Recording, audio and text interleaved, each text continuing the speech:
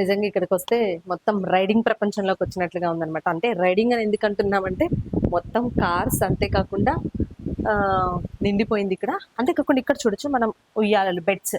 పిల్లలకి must and should delivery అయిన తర్వాత పిల్లలు ఏడవకుండా ఉండాలి అంటే మనకి ఫస్ట్ కావాల్సింది ఉయ్యాల. అంతేకాకుండా మనం 21 ఫంక్షన్తో స్టార్ట్ చేసి పిల్లల్ని ఎక్కువగా ఉయ్యాల్లో వేస్తూ ఉంటారు. సో ఇక్కడ చూస్తే number of huge collection swings ఉన్నాయనే చెప్పొచ్చు.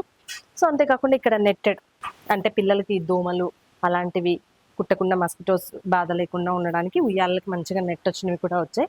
సో అంటే ఏ కలెక్షన్ కావాలన్నా, ఏ టైప్ ఆఫ్ ఉయ్యాల కావాలన్నా ఇక్కడైతే మనకు అందుబాటులో ఉంటుంది. చూసారు కదా, అంటే స్కేటింగ్ స్కూటర్స్ పిల్లలకి చాలా ఇష్టం అనమాట. బాగా ఆడుకుంటూ ఉంటారు. సో వాళ్ళు బాగా ఎంజాయ్ చేస్తాకుండా చాలా కలెక్షన్ అయితే ఉంది. సో ఏ కలర్స్ కావాలన్నా పెద్ద సైజెస్ వారీగా కూడా ఇక్కడ చెప్పాను కదా నేను రైడింగ్ జోన్కి వచ్చినట్టుందని. సో ఇక్కడ అంతా ఎవరికైతే బైక్స్ రైడింగ్ అంటే, కార్స్ రైడింగ్ అంటే ఇష్టమో సో వాళ్ళందరూ ఇక్కడికి వచ్చారంటే అస్సలు వదిలిపెట్టరనమాట.